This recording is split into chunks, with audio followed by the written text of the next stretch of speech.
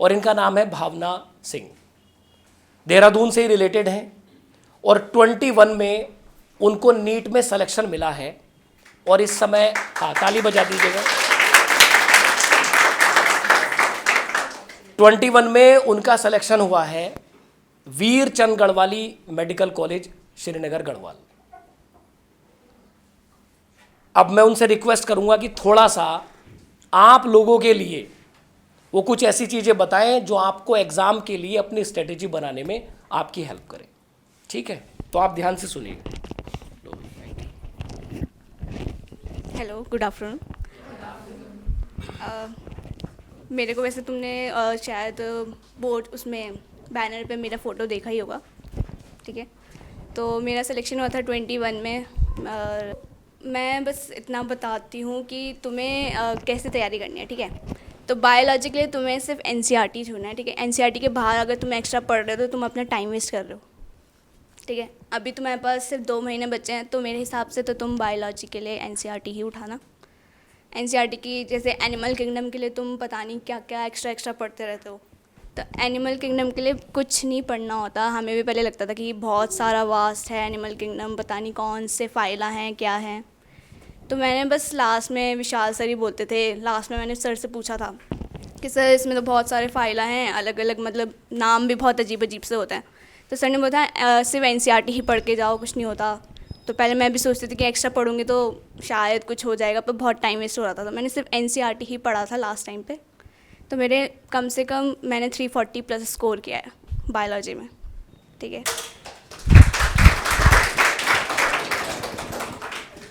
बात रही केमिस्ट्री की, तो सिंधवाल सर की केमिस्ट्री बहुत ही मतलब अच्छी होती है। मतलब उनके नोट्स देखोगे तुम तो उससे बाहर कहीं नहीं आता।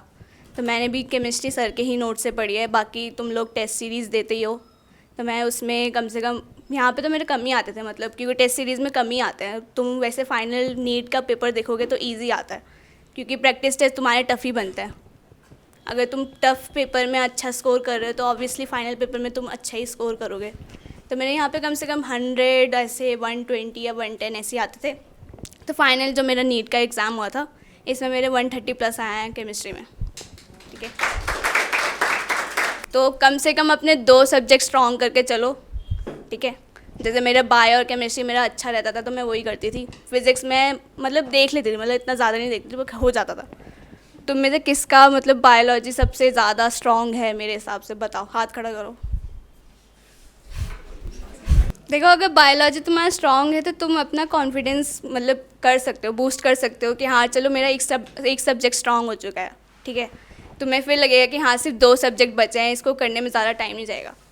अगर तुम्हारा बायोलॉजी तुम्हारा स्ट्रॉन्ग है, तुम उसे डेली सिर्फ आधा घंटा दो। बाकी जिसका वीक सब्जेक्ट है, जैसे फिज़िक्स सबका ही होता है, किसका फिज़िक्स ज़्यादा स्ट्रॉन्ग है। तो देखो, नीट में मार्क्स तो मतलब बेसिकली ऐसे होता है कि जिसके बायोलॉजी में ज़्यादा मतलब मार्क्स आते हैं उसको ज़्यादा मतलब अच्छा कॉलेज मिलता है, मतलब ऐसे होता है। तो अपने बायोलॉजी स्ट्रॉन्ग रखो, फिर केमिस्ट्री, फिर फिज़िक्स, ठीक है। बाकी मार्क्स जिसके सेम होते हैं उसको तो वही दे, मतलब प्रायोरिटी उसको ही मिलती है जिसके बायोलॉजी में ज़्यादा परसेंटाइल, क्योंकि आजकल तो परसेंटाइल ही मिल रहा है। रिजल्ट में तुमने देखा ही होगा परसेंटाइल ही आते हैं, तो पता नहीं चलता कि कितने मार्क्स आ रहे हैं। तो अपना मतलब मेरे हिसाब से तुम अपने 2 सब्जेक्ट स्ट्रॉन्ग रखो। और बुक्स कौन कौन सी फॉलो करते हो? सर के नोट्स तो काफ़ी अच्छे होते हैं, ठीक है। उनसे बाहर मेरे को मुझे नहीं लगता कि कोई आता है, ठीक है। जूलॉजी पढ़ाते हैं सर। तुम लोग बुक्स कौन कौन सी फॉलो करते हो, मतलब फिज़िक्स या फिर वैसे नोट्स तो होंगे एनसीईआरटी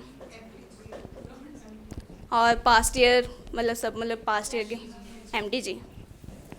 मैं तो फिज़िक्स में यार वही फॉलो किया था, जीआर बाथला की आती है, जीआरबी ना, जीआर बाथला की प्रीवियस ईयर आती है फिज़िक्स की, वो काफ़ी बेस्ट है। मतलब मैंने उसको फॉलो किया था, सिर्फ एक ही बुक फॉलो की थी फिज़िक्स में, मतलब उससे मैक्सिमम क्वेश्चन बन जाते हैं। उसमें टफ़ भी हैं, ईजी भी हैं, और सबसे लो लेवल जो होते हैं वो भी हैं।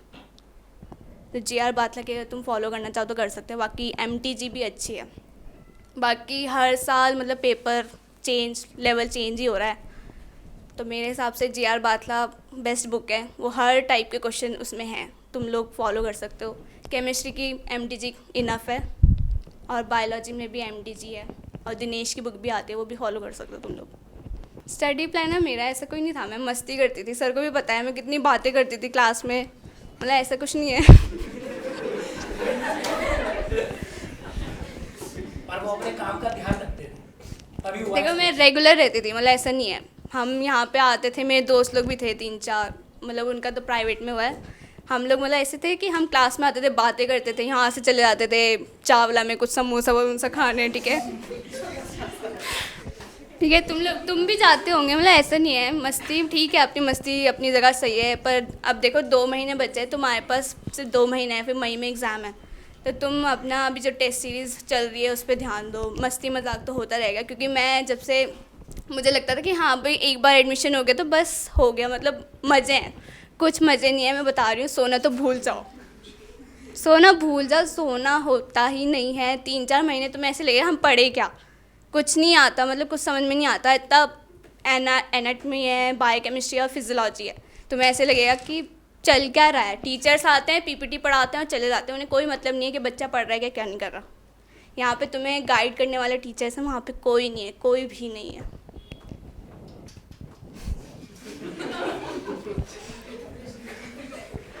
मैं डरा नहीं रही हूँ, पर हाँ, पर ये सिचुएशन है, ठीक है। मेडिकल कॉलेज में फर्स्ट ईयर सबसे हैक्टिक ईयर होता है, जितना मैंने पता किया है। तो ऐसा नहीं है कि मतलब तुम्हारा एडमिशन हो गया तो उसके बाद तुम्हारे मज़े ही मज़े हैं, ऐसा कुछ नहीं है। सोना भूल जाओ, जिसको सोना ज़्यादा पसंद है भूल जाओ कि वो वहाँ पे सो सकता है।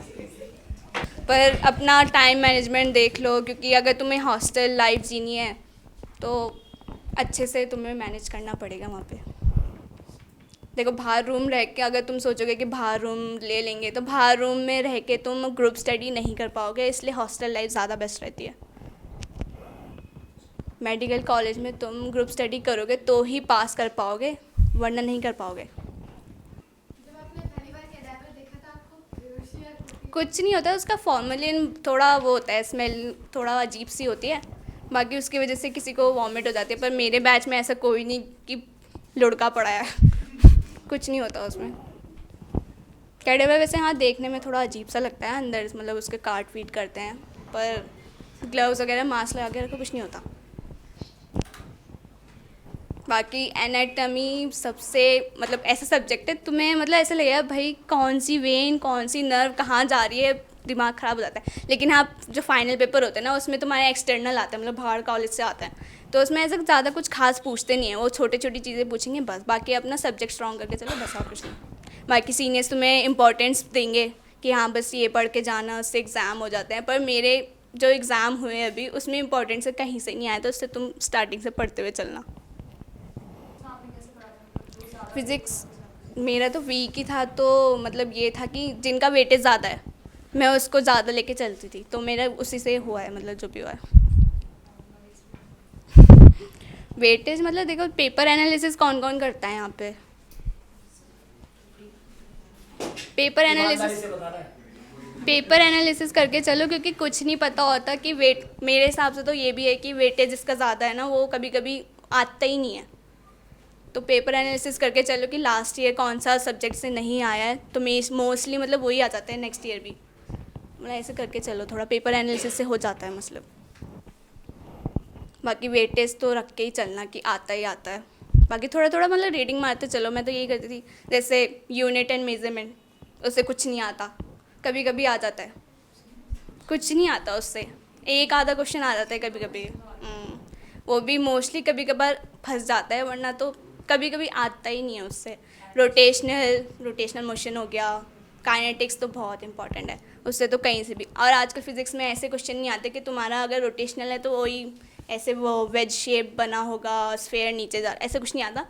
काइनेटिक्स घुसा देंगे उसमें, रोटेशनल घुसा देंगे, फिर उसके बाद पुली घुसा देंगे, मतलब 3-4 चैप्टर का एक क्वेश्चन बना देते हैं, ऐसे आते हैं क्वेश्चन।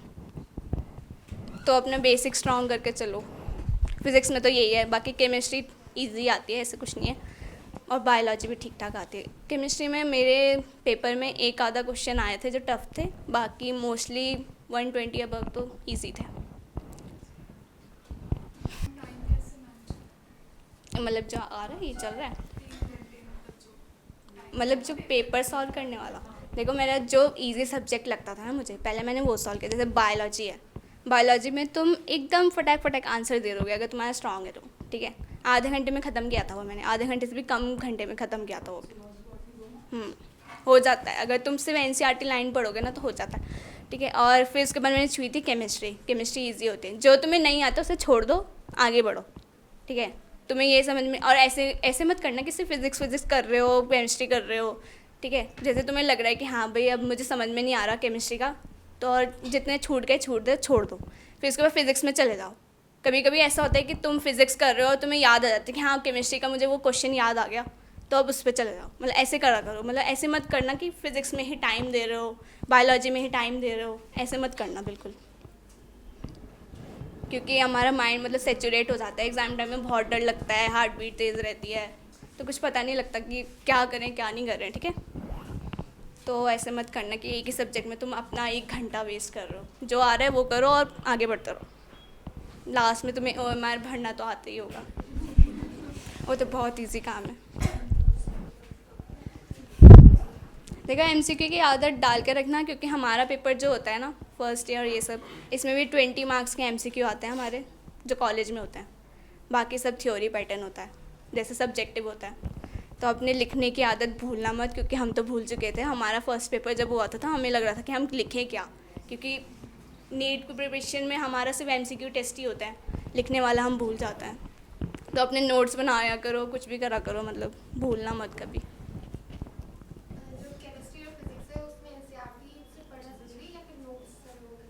नोट्स भी सीखे हैं, बाकी जो ब्लू बॉक्स और रेड बॉक्स है ना, वो ज़रूर पढ़ के जाना, उससे बन जाता है क्वेश्चन। केमिस्ट्री फिज़िक्स ये सब, बाकी MTG और प्रीवियस ईयर करके चलो बस। बाकी नोट्स तो सर के बेस्ट ही होते हैं, जितने भी यहाँ पे नोट्स बनाते हैं वो सब अच्छे होते हैं। NCERT से अलावा नहीं होता यहाँ पे कुछ। फर्स्ट ईयर में बिल्कुल टाइम नहीं मिलता, तो इसलिए पढ़ते हुए चलना। एग्ज़ाम से पहले ज़्यादा मैं नहीं पढ़ती थी, मतलब बायोलॉजी को ज़्यादा टाइम दिया था मैंने, क्योंकि सबसे ज़्यादा स्कोर वाली वही आती है। तो लास्ट टाइम पे एग्ज़ाम टाइम से कुछ दिन पहले ही मैंने बायोलॉजी सारी ख़त्म करी थी 10-12 दिन में। मैंने उसको छुआ ही नहीं था, क्योंकि मुझे लगता था कि मैं कर लूँगी बायोलॉजी में। तो फिज़िक्स और केमिस्ट्री ही पढ़ती थी मैं, बस 1 हफ्ते पहले ही पढ़ी थी मैंने बायोलॉजी, बस हो गया था उसमें। क्योंकि मैं पढ़ती रहती थी, यहाँ पे टेस्ट होते ही थे, तो इसलिए मतलब कवर हो जाता था वो सब कुछ। तो फिज़िक्स और केमिस्ट्री तुम्हारा जो टफ़ है उसको लास्ट पे देखना, और जो इजी है उसको तो कम दिनों में भी कवर कर सकते हो तुम लोग। बाकी यहाँ पे टेस्ट में अगर तुम्हारे कम मार्क्स आ रहे हैं तो ये मत सोचना कि यार मेरे तो हो ही नहीं रहा है, मेरा सिलेक्शन नहीं होगा। तुम एफ़र्ट डालोगे तो हो जाएगा सब कुछ। मेरे भी मतलब इतने ही आते थे, सर को भी पता है, 400, 340, 380 ऐसे ही आते थे मेरे मार्क्स। बाकी फ़र्स्ट ईयर में तो ऐसे ही मतलब झुक के ही रहना पड़ता है। बाकी मेडिकल लाइफ में ऐसा नहीं है कि टॉपर है तो वही टॉप करता है, उसको ही टीचर मतलब अच्छा मानेंगे, ऐसा कुछ नहीं है। अगर यहाँ पे तुम टॉप कर रहे हो तो वहाँ पे बच्चे डाउन चले जाते हैं, ऐसा सीन है। यहाँ पे 680 वाला, उसको मेरे बैच में भी हैं काफ़ी 600+ वाले जिनका हुआ था सिलेक्शन। वो खुद बोलते कि यार कुछ समझ में नहीं आ रहा, मैं पढ़ूँ क्या, एकदम ज़ीरो होते हैं वो, कुछ नहीं होता। फिज़ियोलॉजी तुम्हें सब्जेक्ट थोड़ा ऐसे लगेगा कि हाँ फिज़ियोलॉजी में जैसे CNS हो गया, ये सब तुम्हें आएगा कि हाँ ठीक है ये हम कर सकते हैं, पर उसमें फिज़ियोलॉजी में भी काफ़ी वास्ट है, तुम्हें बहुत पढ़ना पड़ेगा। एनएट की मेरे हिसाब से तुम्हें BDC फॉलो करने के लिए बोलेंगे। मैं जो बता रही हूँ जिनका हो सकता है सिलेक्शन, में बुक्स बता रही हूँ, फॉलो करना। विश्राम सिंह फॉलो करना, ठीक है। बायोकेमिस्ट्री में वासुदेवन फॉलो करना, और बचा क्या, एनएट विनैट का हो गया विश्राम सिंह। जिनको लगता है जिनका हो जाएगा मैं उनकी बता रही हूँ, क्योंकि खाली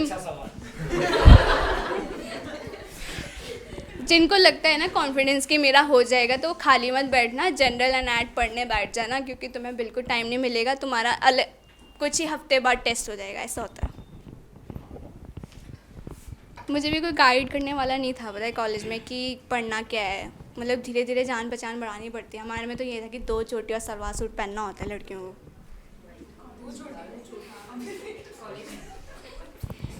ठीक है, मतलब हॉस्टल लाइफ होती है। 21 की बात है, पिछले 100 साल की पर बात अब कोई रैगिंग नहीं हो रही, ठीक है। मतलब जो 22 बैच आया है उनकी कोई रैगिंग नहीं हो रही, वो मस्त मतलब नॉर्मल जैसे रहते हैं वैसे ही रहते हैं। उनकी कोई रैगिंग नहीं हुई, हमने कोई रैगिंग ली है, क्योंकि कंप्लेंट हो जा रही है आजकल। मैं लेती नहीं हूँ, मैं रैगिंग नहीं लेती किसी की, मैं सिर्फ हेल्प करती हूँ बस। कोई मेरे कॉलेज में आया तो मैं उसकी ज़रूर हेल्प करूँगी, आ जाना। कॉन्फिडेंस रखो तो हो ही जाएगा।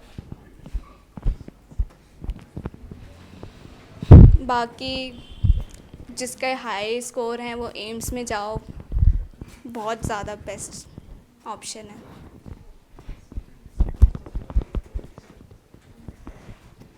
और कुछ पूछना है तो वरना यहीं पे एंड करते हैं हम लोग। मतलब ये एग्ज़ाम टाइम का, देखो मैं तो मस्ती में रहती थी, मेरे घर वाले बोलते थे भाई इसका कुछ नहीं होने वाला, ये पढ़ती ही नहीं है, ठीक है। तो मैं मतलब पढ़ती थी, मैं अपना अलग से रूम ले रखा, मतलब जो खाली रूम रहता है ना उसमें चले जाती हूँ, वहाँ पे बोल देती हूँ मेरे को अभी कोई डिस्टर्ब मत करना, ठीक है। वहाँ पे कोई आता भी नहीं है, तो मैं पढ़ती रहती हूँ। जब मेरे को लगता है कि हाँ भाई बहुत सैचुरेटेड हो चुका है तो मैं फिर मूवी या कुछ भी देख लेती हूँ। मतलब थोड़ा बहुत देखा करो, मतलब मूवी की ये ऐसे नहीं करना, मूवी वगैरह भी देख लिया करो बीच में, थोड़ा माइंड डाइवर्ट होता है इन सब चीज़ों से। अगर तुम एक ही चीज़ लगातार पढ़ते रहोगे तो तुम्हारा माइंड सैचुरेट हो जाएगा, कुछ घुसेगा ही नहीं दिमाग में। मूवीज़ देखना किसको पसंद है?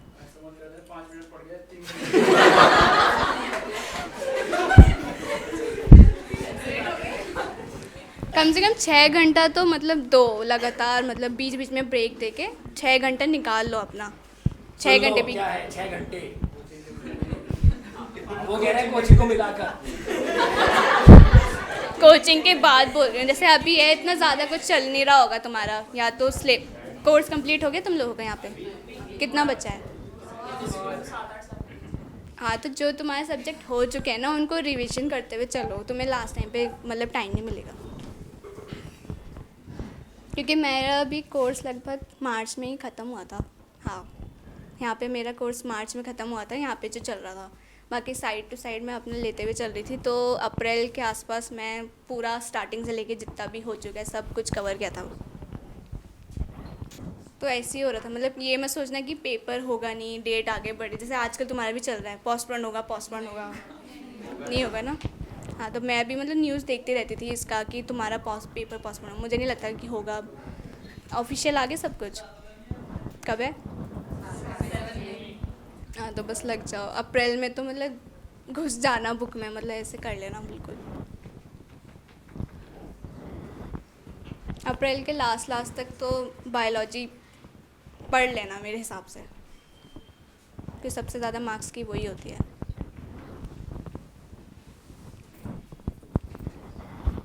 बाकी ये मत सोचना कि मेरे लो मार्क्स आ रहे हैं, ठीक है। बच्चे डिप्रेशन में चले जाते हैं, मैं भी गई हूँ, मत सोचना बिल्कुल, अपना करते हुए चलना।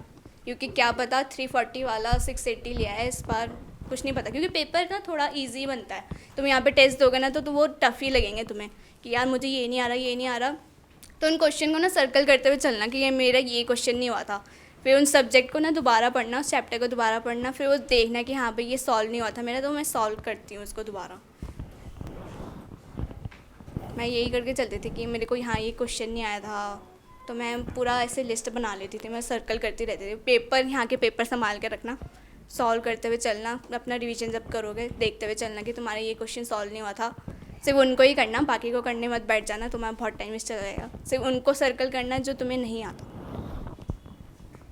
देखो टाइम टेबल मेरे हिसाब से जो तुम्हें खुद से, मैं तो यही करती थी कि मेरे को जो सब्जेक्ट अच्छा लगता है, मतलब पहले वो उठाती थी, पढ़ने बैठ जाती थी, वो ख़त्म हो जाता था। मतलब एक दिन में 2 ही सब्जेक्ट हो पाते थे मेरे, तो मतलब 3 सब्जेक्ट तो होते ही नहीं है, या तो किसी का एक ही होता है या फिर 2 ही होता है। तो मेरे 2 हो जाते थे। बायोलॉजी उठाती थी, एक ईजी उठाओ एक टफ उठाओ, मतलब ऐसे करा करो, डेली तो हो ही जाएगा तुम्हारा।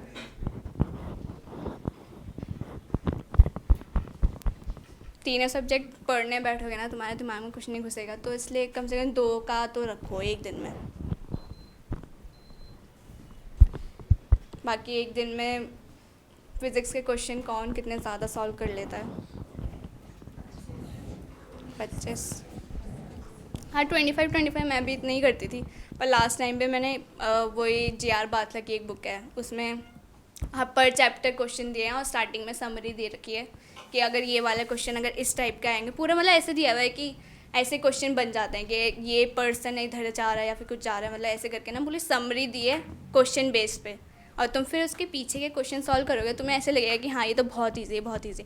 तो मेरे हिसाब से JR बाथला उठा लेना एक बार, अगर ले सकते हो तो। जी.आर. बाथला की प्रीवियस ईयर करके आती है एक बुक, इतनी मोटी होगी वो बुक, 11-12 दोनों है उसमें। तुम्हें से वेटेज वाले चैप्टर उठाना, तुम्हें खुद लगेगा कि हाँ बहुत इजी बुक है, तुम सॉल्व कर सकते हो। मैंने शायद यहीं से ली थी और फिर वापस कर दी थी।